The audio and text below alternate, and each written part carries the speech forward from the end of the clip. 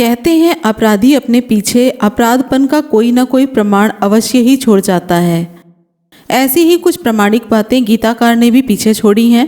गीता का लेखक अपने घर में बैठकर गीता लिख रहा है। वह गीता के 18वें अध्याय के 17वें श्लोक में कृष्ण के मुंह से कहला बैठता है, जो कोई हम दोनों के संवाद रूप इस धर्म में पढ़ेगा तो मेरा मत है कि उसके ऐसा करने से मैं ज्ञान का यज्ञ द्वारा पूजित होऊंगा। जय भीम, नमो बुद्धाय। आज हम बात करेंगे भगवत गीता की विनाशकारी शिक्षाओं के बारे में। गीता को विनाशकारी क्यों कहा गया है, पूरा ऑडियो बुक सुने, आप खुद ही समझ जाएंगे कि यहाँ पर भगवत गीता को विनाशकारी क्यों कहा गया है। अध्येष्यते, यही वो शब्द है जहाँ पर गीताकार पकड़ा गया है। सभी जानते हैं कि युद्ध के समय कृष्ण और अर्जुन में मौखिक वार्तालाप हो रहा था और मौखिक वार्तालाप में इस शब्द का प्रयोग सरासर गलत है। गीताकार स्वयं भूल गया था कि कृष्ण और अर्जुन का मौखिक वार्तालाप है, इसीलिए भूलवश वह अध्येष्यते यानी कि पढ़ेगा का प्रयोग कर बैठा। पढ़ेगा का अर्थ है गीताकार घर में जो पोथी लिख रहा है उसे भविष्य में कोई पढ़ेगा। अतः गीता का संबंध वास्तव में किसी युद्ध से ना होकर वह तो केवल गीताकार के घर में बैठे बैठे ही कोरी कल्पना है। गीता में अनेकों व्याकरण विषयक त्रुटियां हैं। विद्वानों की दृष्टि में कुल 700 श्लोकों में 224 अशुद्धियां हैं। ये अशुद्धियां गीता के लेखक के अज्ञान का मुंह बोलता चित्र है। गीता का पहला अध्याय एक श्लोक को छोड़कर संजय का कहा हुआ है। यदि वास्तव में वह धृतराष्ट्र से युद्ध का वर्णन कर रहा होता तो वह उसे आपके पुत्रों ने ऐसा किया आदि कहता, लेकिन गीता के प्रथम अध्याय में ही वह कहता है धृतराष्ट्र के पुत्र डर गए। इससे भी यही स्पष्ट होता है कि गीताकार ने संजय और धृतराष्ट्र के वार्तालाप की कल्पना घर बैठकर ही की है और इसी झोंक में वह संजय से अस्वाभाविक शब्द निकलवा बैठा है। भला धृतराष्ट्र के सामने ही वह यूं क्यों कहता कि धृतराष्ट्र के पुत्र डर गए। परंपरा से व्यास को महाभारत का लेखक कहा जाता है जिसमें गीता संकलित है, लेकिन जिसने महाभारत देखा हो या अच्छी प्रकार से उसे पढ़ा हो वह व्यक्ति गीता का लेखक नहीं हो सकता, क्योंकि गीता में ऐसी बहुत सी बातें कही गई मिलती हैं जो महाभारत के विवरणों के विरुद्ध जाती है। ऐसी ही कुछ एक बातें यहाँ प्रस्तुत हैं। पहली बात है, गीता के पहले अध्याय के 3 श्लोक में आता है कि पांडवों की सेना की व्यूह रचना द्रुपद के पुत्र धृष्टद्युम्न ने की थी, जबकि महाभारत भीष्म पर्व अध्याय 19 में, जो महाभारत में गीता के आरंभ से 6ठे अध्याय पहले है, उसमें आता है कि यह व्यूह रचना धनंजय ने की थी। दूसरी बात यह है कि गीता के पहले अध्याय के श्लोक 8वें में सिर्फ 7 विशिष्ट योद्धाओं का नामोल्लेख है, जबकि महाभारत के भीष्म पर्व अध्याय 16 में 10 प्रमुख योद्धाओं के नामोल्लेख हैं। तीसरी बात यह है कि गीता के अध्याय 1 के श्लोक नंबर 10 में पांडवों की सेना का नायक भीम और इसी अध्याय के 3 श्लोक में धृष्टद्युम्न लिखा है, परंतु महाभारत में भीष्म पर्व के 19वें अध्याय में धनंजय लिखा है। चौथी बात यह है कि गीता के अध्याय 10 के श्लोक नंबर 21 में कहा गया है नक्षत्राणाम अहम शशिः, अर्थात मैं नक्षत्रों में चांद हूँ, लेकिन महाभारत अनुशासन पर्व के अध्याय 64 में 27 नक्षत्रों में चांद का नाम ही नहीं मिलता। गीता के प्रथम अध्याय में धृतराष्ट्र और संजय का वार्तालाप अंकित है। वह वास्तविक ना होकर गीताकार की निरी कोरी कल्पना है जो पूरी तरह अस्वाभाविक है। उसने अपने विचारों को अर्जुन और कृष्ण के संवाद के रूप में प्रस्तुत करने के लिए उसी तरह युद्ध की पृष्ठभूमि दी है जैसे दूसरे कई ग्रंथों में कैलाश पर्वत या किसी तपोवन विशेष की पृष्ठभूमि देकर शिव या विष्णु के मुंह से कुछ उपदेश निकलवाए जाते हैं। इसका उद्देश्य केवल यह होता है कि जन सामान्य बड़े व्यक्ति या देवता के वचनों को बिना नानुकुर किए मान लेता है और वे विचार जिन्हें लेखक फैलाना चाहता है बिना ज़्यादा परिश्रम के फैल जाते हैं। स्पष्ट है कि गीता का लेखक न कृष्ण है और न ही व्यास। गीता की रचना कब की गई है इसका प्रमाण स्वयं गीता में ही मिल जाता है। प्रसिद्ध इतिहासकार धर्मानंद कोसंबी जी ने खोज करके बताया है कि बालादित्य राजा के राज्यकाल यानी कि 5वीं शताब्दी में वादरायण या उसके किसी अज्ञातनामा शिष्य ने इसकी रचना की होगी। गीता की भाषा 500 ईस्वी पूर्व वाली नहीं है। यह भाषा बहुत ही आधुनिक संस्कृत सी है। यह कालिदास के काफ़ी निकट है। फिर इसमें बौद्ध दर्शन के निर्वाण आदि शब्दों का प्रयोग हुआ है। इससे स्पष्ट हो जाता है कि यह बुद्ध के बाद की ही रचना है। गीता का समय निश्चित करने में स्वयं गीता काफ़ी मदद करती है। अध्याय 13 के श्लोक नंबर 4 में ब्रह्म सूत्र पदों में उल्लेख है। ब्रह्म सूत्रों में बुद्ध दर्शन के चारों संप्रदायों वैभाषिक, सौत्रांत्रिक, योगाचार और माध्यमिक का खंडन है।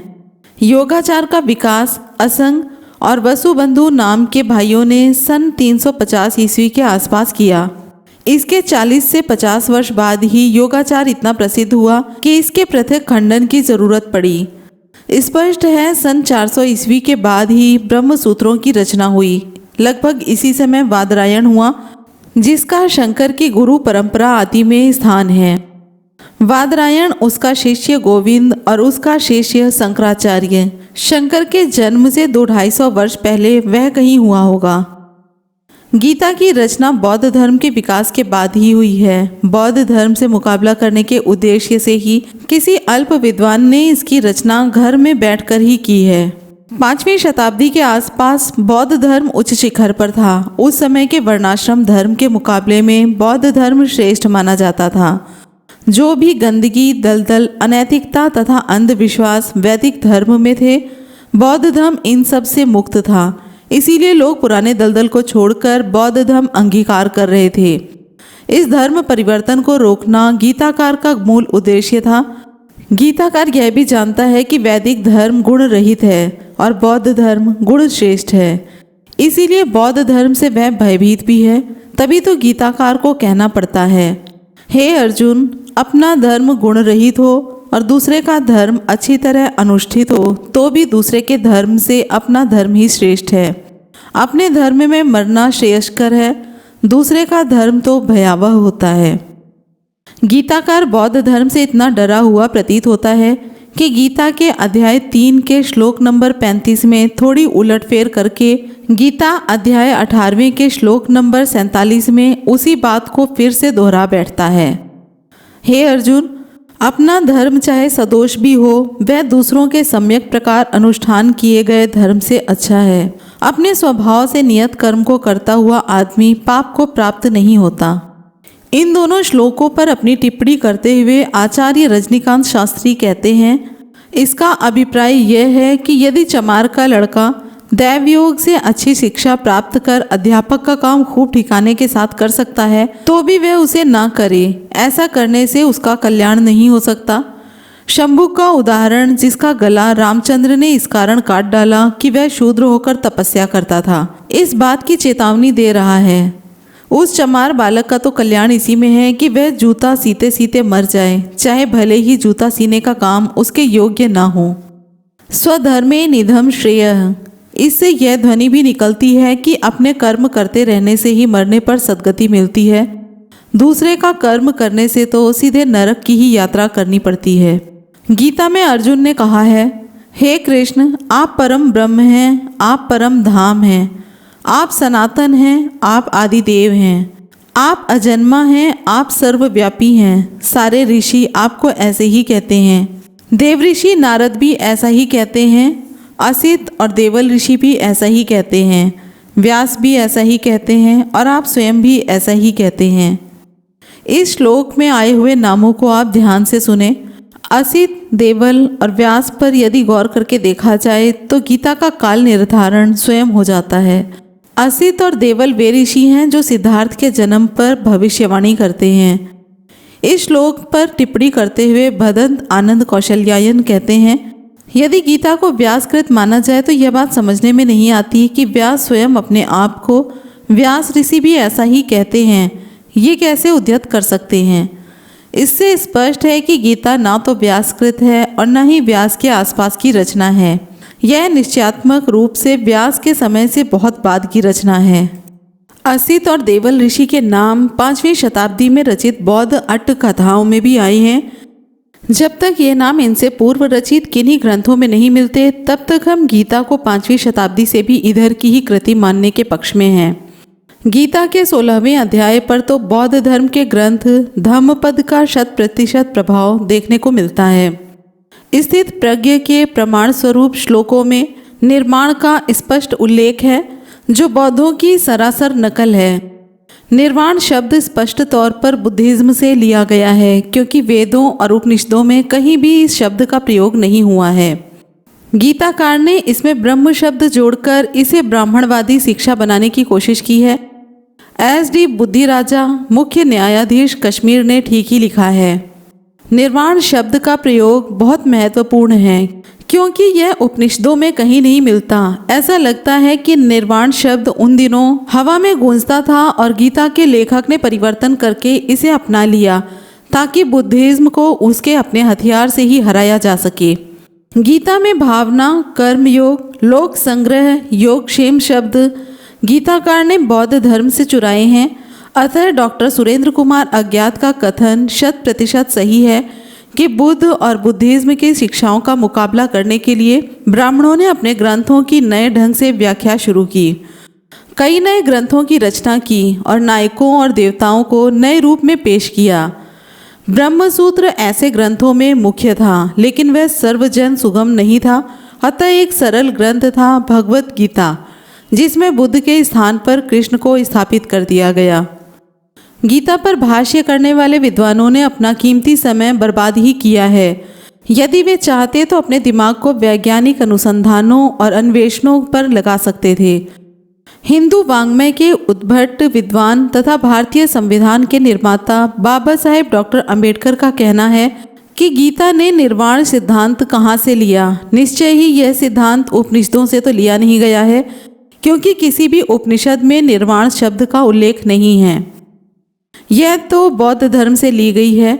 यदि इस संबंध में किसी को संदेह हो तो उसे भगवत गीता के ब्रह्म निर्वाण की तुलना बौद्ध धर्म की निर्वाण संबंधी अवधारणा से करना चाहिए, जिसका विवेचन महापरिनिब्बाण सूत्र में किया गया है। बाबा साहेब के अनुसार प्रोफेसर गार्बे कहते हैं, गीता निश्चय ही कोई ऐसी कलात्मक कृति नहीं जिसकी रचना किसी प्रतिभाशाली व्यक्ति ने की हो। इसमें कल्पना की उड़ान तो बहुत बार दिखाई पड़ जाती है, किंतु वह भी कभी कभी ही। इसमें केवल आडंबरपूर्ण और अर्थहीन शब्दावली के माध्यम से बार बार किसी एक विचार की आवृत्ति दिखाई पड़ती है।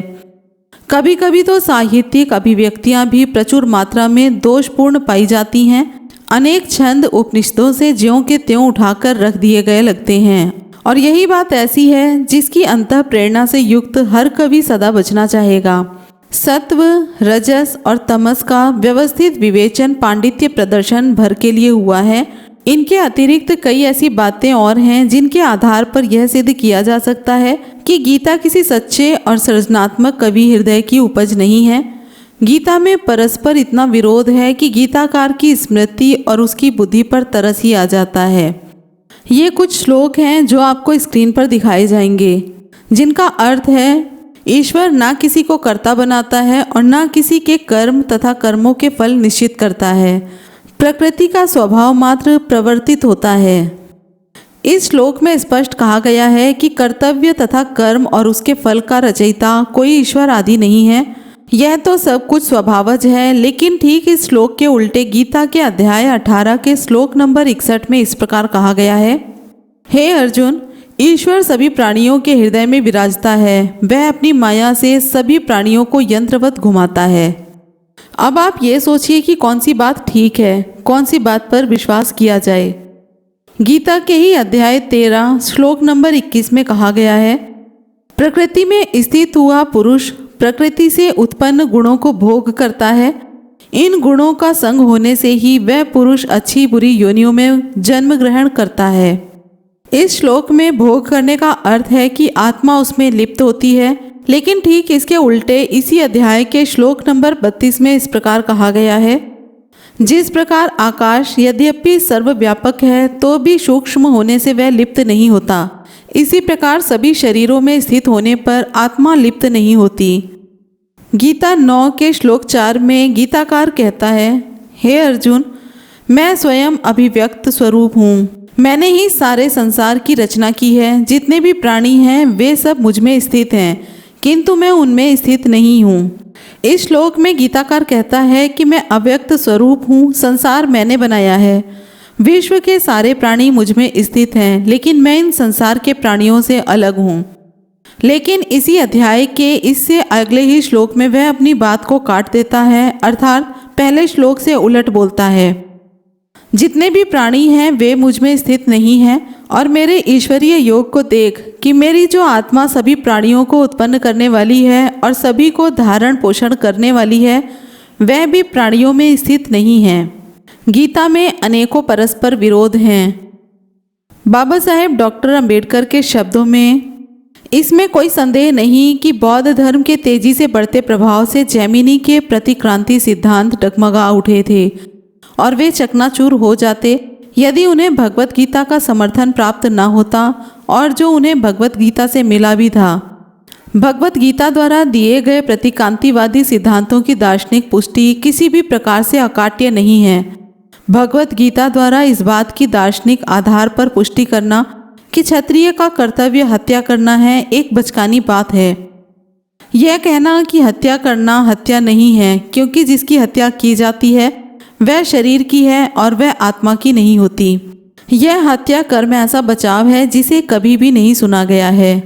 यदि कृष्ण को अपने उस मुवक्किल की ओर से अधिवक्ता के रूप में उपस्थित होना पड़ता जिस पर हत्या का मुकदमा चलाया जा रहा है, और वे भगवत गीता के बताए सिद्धांत को उस अपराधी के बचाव के लिए प्रस्तुत करते, तो इसमें तनिक भी संदेह नहीं है कि उन्हें पागलखाने में भेज दिया जाता।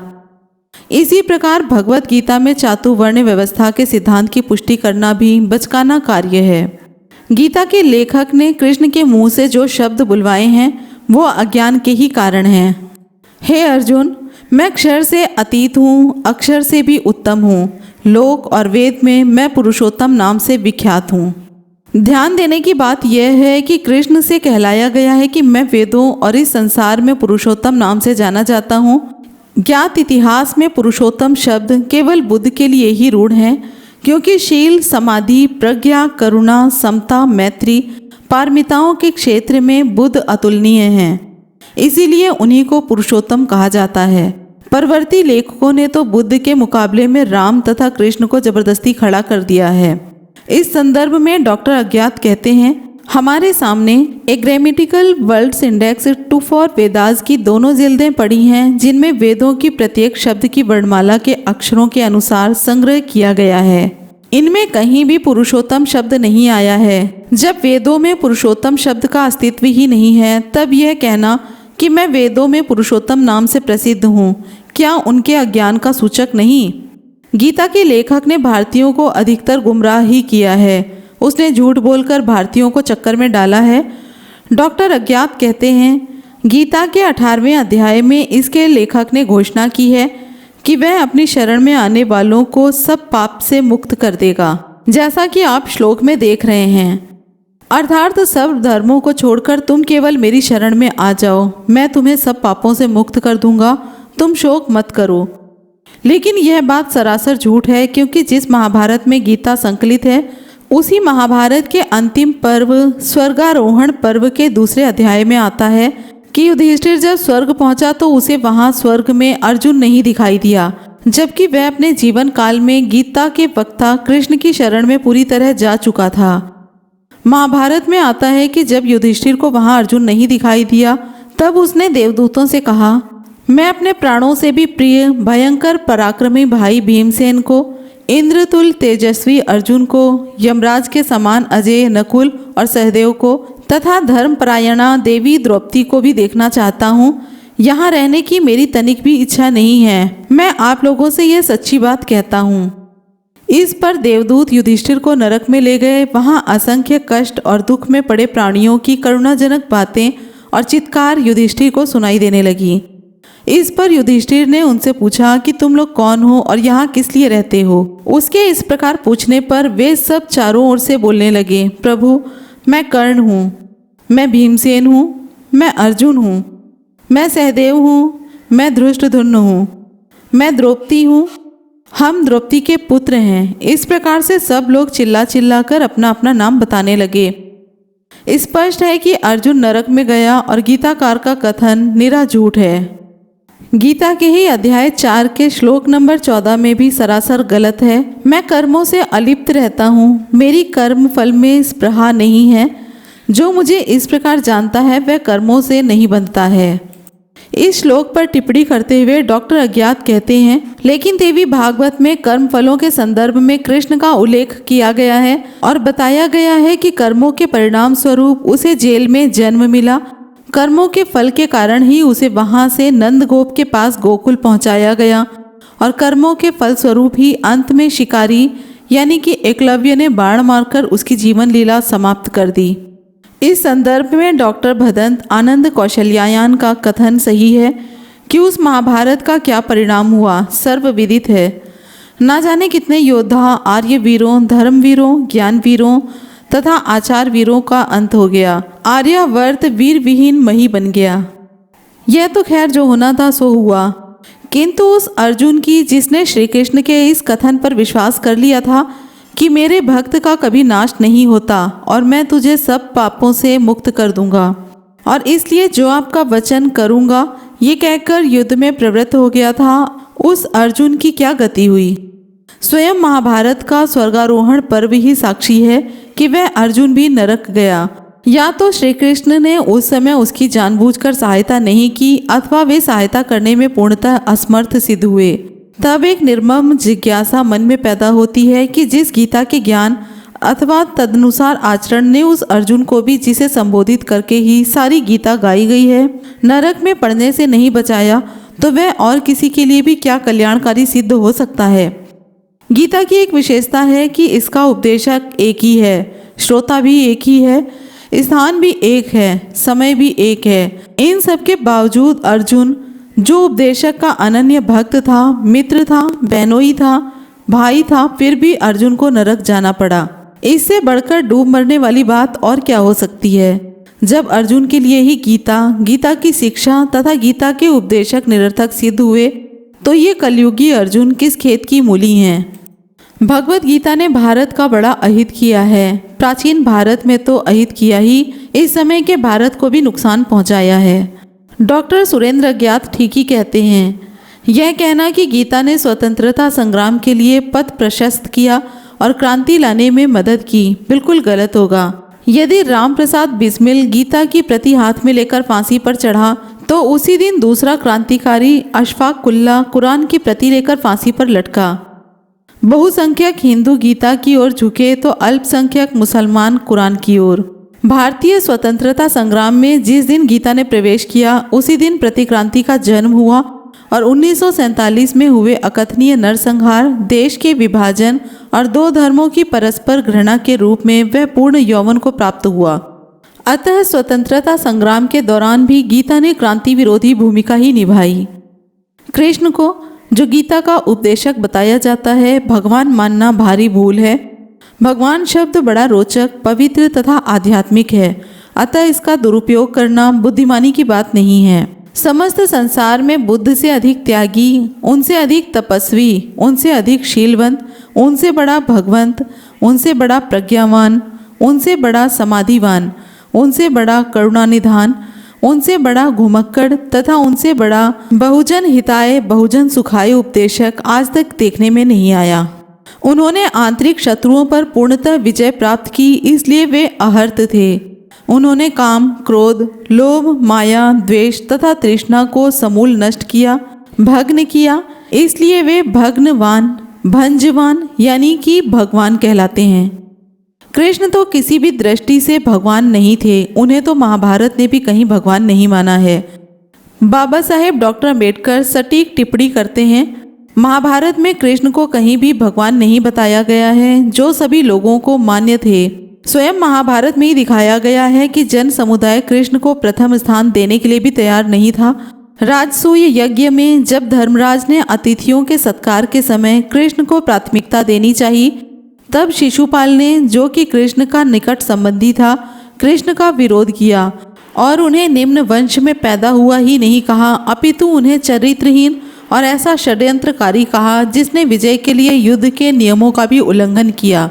स्वयं महाभारत के गदा पर्व में इसका उल्लेख है कि कृष्ण के ये कुकृत्य इतने घृणित लेकिन सत्यतापूर्ण हैं कि जब दुर्योधन कृष्ण के सामने इनका बखान करता है तब दोषारोपण सुनने के लिए स्वर्ग से देवता आ गए जो दुर्योधन ने कृष्ण के विरुद्ध लगाए थे, और उन अभियोगों को सुनने के बाद उन्होंने अपनी सहमति के प्रतीक स्वरूप पुष्पों की वर्षा की कि ये अभियोग पूर्ण सत्य हैं और सत्य के अतिरिक्त कुछ भी नहीं है। दूसरी ओर भगवत गीता में कृष्ण को सर्वशक्तिमान, सर्वज्ञ, सर्वव्यापी, पवित्र, प्रिय, सद्गुण के सार के रूप में प्रस्तुत किया गया है। ऐसे तथाकथित भगवान के भगवानत्व के बारे में आचार्य श्री राम आर्य का सटीक कथन है कि कृष्ण का शाल्व युद्ध में मोहित होना, मथुरा से जरासंध से डरकर द्वारिका भाग जाना, बहेलिये के बाण मारने से प्राण त्यागना, कौरव पांडवों की संधि कराने में विफल होना, शिवजी की आराधना करना, पार्वती से पुत्र, सुंदर स्वास्थ्य और बहु पत्नियों में प्रेम का वर मांगना, कृष्ण व शिवजी का घोर युद्ध होना, दुर्वासा से वरदान मांगना, रुक्मिणी का हरण कर लाना आदि महाभारत में वर्णित सैकड़ों घटनाएं कृष्ण के ईश्वरत्व के दावे का पर्दाफाश कर देंगी। इस तथाकथित भगवान की शिक्षाएं या कोरे गीतकार की शिक्षाएं विनाशकारी ही सिद्ध हुई हैं। गीताकार की एक शिक्षा देखिए, हे अर्जुन, मेरी शरण में आकर स्त्री, वैश्य तथा शूद्र जिनकी उत्पत्ति पाप से हुई है परम गति को प्राप्त हो जाते हैं। तो फिर पुण्यवान ब्राह्मणों तथा भक्त राज ऋषियों का तो कहना ही क्या। तू इस अनित्य असुख लोक को प्राप्त है, इसलिए मेरा भजन कर। इन श्लोकों को टिप्पणी करते हुए आचार्य रजनीकांत शास्त्री कहते हैं, पाठक वृंद, यहाँ देख लीजिए कि किस स्पष्टता के साथ श्री कृष्ण ने एक ही श्वास में ब्राह्मणों तथा क्षत्रियों को पुण्य तथा ऋषि पर वैश्यों और शूद्रों को पाप योनि कह दिया है। पाप योनि पर शंकर भाष्य पढ़िए, पाप योनः पापानि योनिः येषां ते पापनेयः पाप जन्मना, यानी कि पाप से जिनका जन्म हुआ है। मिसेज एनी विसेंट ने पाप योनः शब्द का अंग्रेजी अनुवाद of the womb of sin किया है, जिसका हिंदी अर्थ है पाप के गर्भ से। पाप योनि शब्द पर टिप्पणी करते हुए आचार्य रजनीकांत शास्त्री का आक्रोश है, आश्चर्य है कि श्री कृष्ण की दृष्टि में निःशेष वैश्य तथा शूद्र पाप योनि हैं, पर अर्जुन, जिसकी माता प्रथा कुंती अपनी कौमारावस्था में ही कर्ण को उत्पन्न कर अपने सतीत्व को खो चुकी थी और स्वयं उसको ही अपने पति पांडु से ना जन्माकर पर पुरुष इंद्र से जन्माया था, और जिससे उक्त बात कही गई है संभवतः पाप योनि न था, क्योंकि यदि वे उस पाप योनि को मानते तो उसे अपनी बहन सुभद्रा को भगा ले जाने की नेक सलाह कदापि न देते। आगे वे कहते हैं, ब्रह्माणी विधान का यह जहरीला तीर अचूक सिद्ध हुआ और वैश्य तथा शूद्र दोनों ही अपने ब्राह्मण क्षत्रिय महापुरुषों के मन, वचन, कर्म अर्थात सर्वभाव से गुलाम बन गए। इन कठमुल्लों को इतना भी समझ में नहीं आया कि उन्हें बिना पैसा खर्च किए ही अर्थात मुफ्त में गुलाम बनाने वाला ना कोई चातु वर्ण व्यवस्थापक परमात्मा ही है, जिसने जन्मतः उसका वर्ण और तत्संबंधी कर्म निर्धारित कर दिया है, और न ही कोई पूर्व जन्म कृत कर्म ही है जिसका कुफल वे भोग रहे हैं, बल्कि उनको इस गर्त में ढकेलने वाले उनके अग्रसर पर स्वार्थपूर्ण देश भाई हैं, जिन्होंने स्वार्थ सिद्धि के लिए उन्हें वर्ण व्यवस्था के महाजाल में फंसा रखा है। मानसिक दास्ता की इस कठोर चक्की में पुष्ट दर पुष्ट पिसते चले आने के कारण वैश्य शूद्र की आत्मा इतनी पददलित हो गई है कि जहाँ ब्राह्मण क्षत्रिय जन्म से ही निर्भीक, साहसी और उच्च मन्य होते हैं, वहाँ वैश्य शूद्र स्वभावतः डरपोक, निस्साहस तथा नीच मन्य होते हैं। इनकी ऐसी पतित मनोवृत्ति इनको चिरकाल तक अबाध रूप से विविध कुसंस्कारों में रखकर जबरदस्ती सड़ाए जाने का फल है। ये अपने मनुष्यत्व को इतना भूल गए हैं कि इन्हें मानवोचित अधिकार तक का ज्ञान नहीं है। इन बेचारों को क्या मालूम कि इन्हें बस रसातल में ढकेलने वाले वास्तविक भगवान कौन है। गीता के ही 18वें अध्याय का 48वां श्लोक है, हे कुंती पुत्र, अपने स्वाभाविक यानी कि जन्मजात कर्म को सदोष होने पर भी नहीं छोड़ना चाहिए, क्योंकि सभी कर्मों में कुछ न कुछ दोष उसी प्रकार रहता है जैसे अग्नि के साथ धुआं। श्रोताओं, जरा विवेक से सोचो, गीताकार ने एक ही झटके में आपको शिक्षा दे डाली कि अपना धर्म चाहे कितना ही निकम्मा, वर्ण व्यवस्था वाला, छुआछूत अपनाने वाला, ऊंच नीच मानने वाला, सछूत अछूत बनाने वाला क्यों ना हो, अन्य धर्मों यानी कि बौद्ध, ईसाई तथा इस्लाम से अच्छा है। इसी में गति है, इसी में सुगति है, इसी में भलाई है, इसी में अच्छाई है। अपने बाप दादाओं के बुरे कर्मों को कभी मत छोड़ो। यदि बुरा कर्म छोड़ दिया तो तुम्हें ना तो स्वर्ग मिलेगा और ना ही परमात्मा मिलेगा। स्वयं निर्दोष कर्मों को हथियार, दूसरों को सदोष कर्म ही करते रहने की शिक्षा कोई अच्छी शिक्षा नहीं है। जब तक गीता नहीं थी तब तक भारत सोने का भारत माना जाता था, लेकिन 5वीं शताब्दी में बनी गीता के दुष्प्रचार ने भारत के 85% लोगों को लुंज पुंज बना दिया। यह शिक्षा कितनी विनाशकारी सिद्ध हुई, आइए जरा इसका अवलोकन करें। 13वीं शताब्दी की बात है। रतनजू नामक छोटी अवस्था का लड़का कश्मीर से उपत्यका यानी कि घाटी में आया। किसी प्रकार राजा सहदेव की राजसभा में उसका प्रवेश भी हो गया। वह एक ऊंचे पद पर पहुंच गया। उसका अपना कोई धर्म और राष्ट्र नहीं था। मौलाना मोहम्मद काजम मुरादाबादी अपने इतिहास में लिखते हैं कि रतनजू हिंदू धर्म पर बड़ा प्रेम रखता था। वह उसे ग्रहण करना चाहता था, पर हिंदू उसे अपने समाज में लाने को सहमत नहीं थे। वह प्रतिदिन एक पंडित से गीता की कथा सुना करता था। एक दिन पंडित ने गीता के 18वें अध्याय के 47वें श्लोक की व्याख्या करते हुए कहा कि अपना धर्म चाहे विगुण भी हो तो भी उसे छोड़ दूसरे का अच्छा धर्म ग्रहण करना भयावह है। इस प्रकार रतनजू ने पूछा, क्या मैं आपका धर्म ग्रहण नहीं कर सकता? पंडित जी ने कहा, बिल्कुल नहीं। इस उत्तर से हताश होकर रतनजू ने निश्चय किया कि कल सवेरे जो भी व्यक्ति मुझे सबसे पहले दृष्टिगोचर करेगा मैं उसी का धर्म ग्रहण कर लूँगा। इस निश्चय का ज्ञान बुलबुल शाह नामक एक मुसलमान फकीर को भी हो गया। दूसरे दिन सवेरे तड़के वह लोटा लिए रतनजू के महल के नीचे पहुंचा। उसे देखकर रतनजू उसके निकट आया और बोला, क्या आप मुझे अपने धर्म में ले सकते हैं? बुलबुल शाह ने उत्तर दिया, इस्लाम का द्वार मनुष्य मात्र के लिए खुला है। एक प्रमुख राज्याधिकारी मेरा धर्म बंधु बनना चाहता है, इससे बढ़कर प्रसन्नता की बात मेरे लिए और क्या हो सकती है। इस पर रतनजू मुसलमान हो गया और उसने इस्लाम का खूब प्रचार किया। उसके पुत्र शाहमीर ने राज सिंहासन पर अधिकार करके राजा सहदेव की रानी कोना को बलात् घर में डाल दिया, पर रानी ने पेट में छुरा भोंककर आत्महत्या कर ली। कहते हैं जिन कश्मीर पंडितों ने मुसलमान बनने से इनकार कर दिया उनको रतनजू और शाहमीर ने बोरियों में बंद कर झेलम नदी में डुबो दिया। श्रीनगर में जहाँ ये लोग डुबोए गए थे वह स्थान आज तक वट मजार के नाम से प्रसिद्ध है। दूसरी घटना ढाका बंगाल की है। बंगाल में एक लंबा, ऊंचा, हष्ट-पुष्ट तथा बांका ब्राह्मण कुमार नित्य ब्रह्मपुत्र नदी में स्नान करने जाया करता था। उसका मार्ग ढाका नवाब के महल के निकट से होकर जाता था। नवाब की इकलौती बेटी झरोखे में से उसे नित्य जाते हुए देखती थी। नवाब नंदिनी को ब्राह्मण कुमार से प्रेम हो गया। उसने अपने पिता से कहा। पिता ने लड़के को बुलाकर अपनी बेटी से विवाह करने को कहा, पर ब्राह्मण कुमार ने एक मुसलमान युवती के साथ विवाह करने से इनकार कर दिया। इस पर नवाब ने अपनी बेटी को हिंदू हो जाने की अनुमति दे दी, पर रूढ़िवादी पंडितों ने कहा कि किसी मुस्लिम को हिंदू बनाने की भी आज्ञा शास्त्र में नहीं। तब नवाब ने लड़के को मुसलमान हो जाने के लिए कहा, पर उसने इनकार कर दिया। इस पर क्रोध में आकर नवाब ने लड़के का वध कर डालने की आज्ञा दे दी। ब्राह्मण कुमार वध स्थल में गर्दन झुकाए खड़ा था। उसके मुंड को रुंड से अलग करने के लिए वधिक का खड़क उठ चुका था। इतने में ही नवाब नंदिनी लड़खड़ाती हुई कुमार के सामने आकर खड़ी हो जाती है। वह वधिक से कहती है, इनका नहीं मेरा वध करो, मैं अपने को प्रियतम के चरणों में बलिदान कर दूंगी। यह देखकर ब्राह्मण कुमार का हृदय द्रवित हो जाता है। उसे मुसलमान नवाब की पुत्री और एक हिंदू कन्या में गुणों की दृष्टि से कोई अंतर नहीं दिखता। वह उसे हृदय से ग्रहण कर लेता है और विवाह करने के लिए सहमत हो जाता है। इस पर उसे छोड़ दिया जाता है।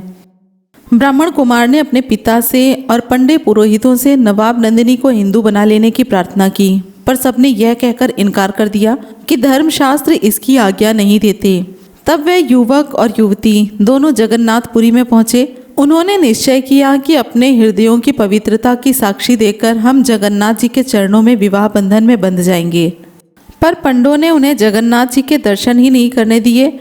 पंडों ने लातें और घूंसे मारकर दोनों को भगा दिया। इस पर युवक में प्रतिहिंसा की आग भड़क उठी। वह मुसलमान बन गया और उसने संपूर्ण बंगाल देश को मुसलमान बना डालने का बीड़ा उठाया।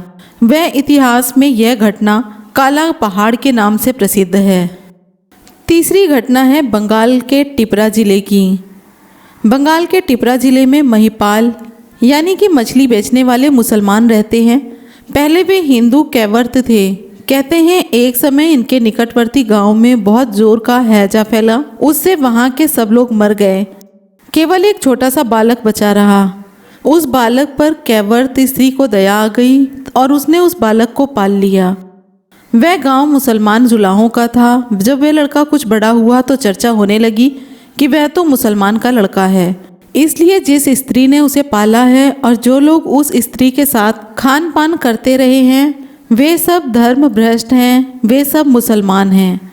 कैवर्तों ने समाज के नेताओं से बहुतेरी अनुनय विनय की, क्षमा मांगी, पर उनकी एक भी नहीं सुनी गई। उनको हिंदू समाज से ढकेल कर बाहर निकाल दिया गया। वे कुछ दिन तक प्रतीक्षा में रहे कि अभी भी हिंदू समाज उन्हें दोबारा गोदी में ले लेगा, पर उनको हताश होना पड़ा। फलतः वे सब आज कट्टर मुसलमान हैं। हर समाज में अपराधियों को रोकने के लिए सजा का विधान होता है ताकि अपराधी हतोत्साहित हों और आगे अपराधी बनने वालों की संख्या कम हो। यदि किसी अपराध के लिए अपराधी को कोई दंड भुगतना ही ना पड़े और वह किसी देवता का प्रसाद आदि खाकर ही निर्दोष बन जाए तो समाज में अपराध को अवश्य बल मिलेगा और प्रत्येक व्यक्ति हर प्रकार का अपराध तत्परता से करेगा। यही कारण है कि लोग अपराधी जीवन जीने के बाद भी ऐसी भक्ति की दौड़ का प्रदर्शन कर रहे हैं। गीता का एक श्लोक है, जो अज्ञानी हैं, जो दुनियावी कामों में लगे हैं, उनमें बुद्धि भेद पैदा ना करें। उन्हें यह ना कहें कि तुम गलत रास्ते पर हो। विद्वानों और कर्म योगियों को चाहिए कि वे स्वयं सब काम कराते हुए अज्ञानियों को उसी प्रकार कामों में लगाए रखें। इस श्लोक में साफ तौर पर कहा गया है कि गलत कार्य करने वालों को उनके गलत कार्य के बारे में मत बताओ। इस श्लोक के आधार पर बुद्ध, महावीर स्वामी, ईसा, मोहम्मद साहब, महामना ज्योतिबा फूले, राजा राम मोहन राय, डॉक्टर अंबेडकर आदि समाज सुधारक बिल्कुल बेकार हैं। इस श्लोक पर सटीक टिप्पणी करते हुए डॉक्टर सुरेंद्र कुमार अज्ञात कहते हैं, यहाँ कृष्ण ने साफ तौर पर शिक्षा दी है कि जो लोग गलत रास्तों पर चल रहे हैं उन्हें सुधारना नहीं चाहिए, बल्कि जिस रास्ते पर वे चल रहे हों उस पर चलाते रहना चाहिए। यह शिक्षा दुनिया का बेड़ा गर्क करने वाली है। क्या चोरों को चोरी के रास्ते पर, बलात्कारियों को बलात्कार की राह पर और तेल घी में गिरीस मिलाने वालों को घातक मिलावट करने के मार्ग पर चलते रहने देना चाहिए। गीता की शिक्षा का सीधा अर्थ है कि सब शिक्षा संस्थाएं, सुधारवादी संगठन, प्रशिक्षण केंद्र, पुलिस विभाग और न्यायालय सब कुछ समाप्त कर देना चाहिए और जो जिसके मन में आए निरंकुश भाव से उसे वह सब करने की छूट देनी चाहिए। ये निरी अराजकता फैलाने की साजिश नहीं है तो और क्या है। गीता की यह शिक्षा व्यक्ति और राष्ट्र के लिए निस्संदेह घातक है। इस पर टिप्पणी करते हुए स्वामी भगवताचार्य ने लिखा है, यहाँ पर भगवान भीरू बन गए हैं। यह अच्छा नहीं हुआ। यदि यह उत्तम शिक्षा थी तो स्वयं कृष्ण ने इसके मुताबिक कार्य क्यों नहीं किया। अर्जुन युद्ध करने को तैयार नहीं था।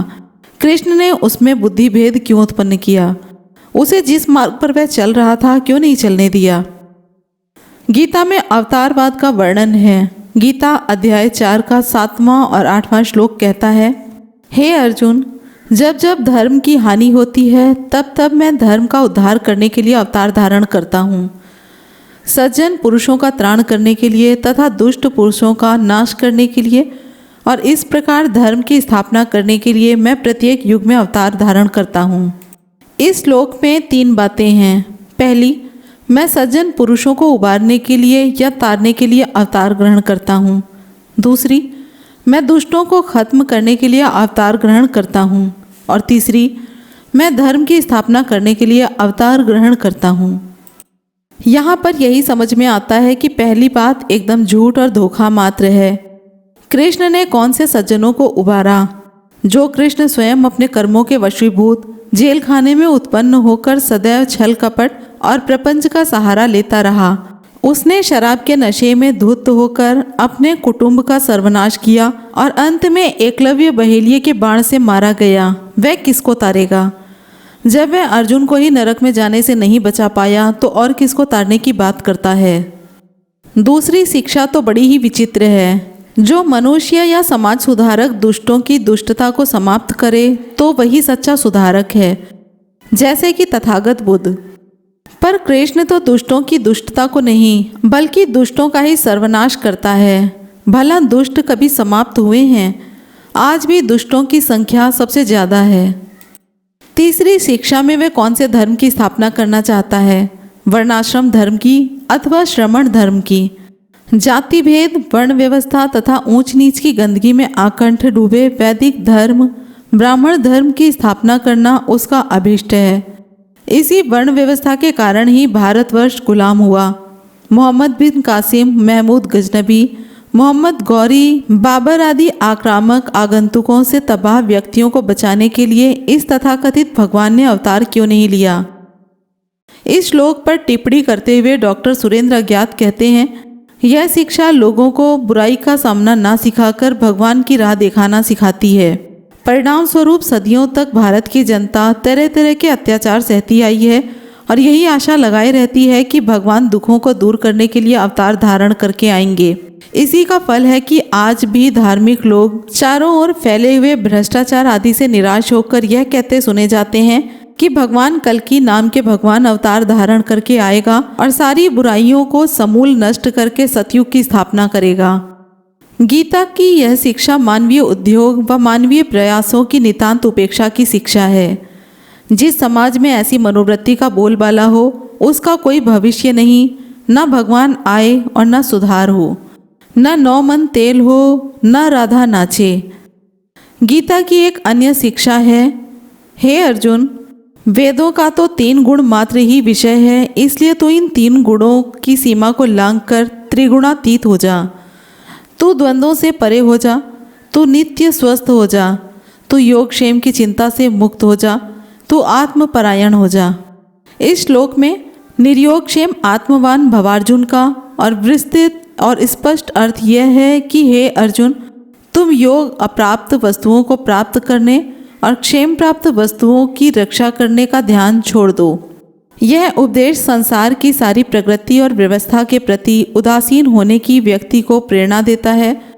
जब व्यक्ति अप्राप्त और नई वस्तुओं को प्राप्त करने की इच्छा और प्राप्त वस्तुओं की रखवाली का ध्यान छोड़ देता है, तब वह या तो पागलपन की अवस्था में पहुंच गया होता है या फिर जड़ बन गया होता है।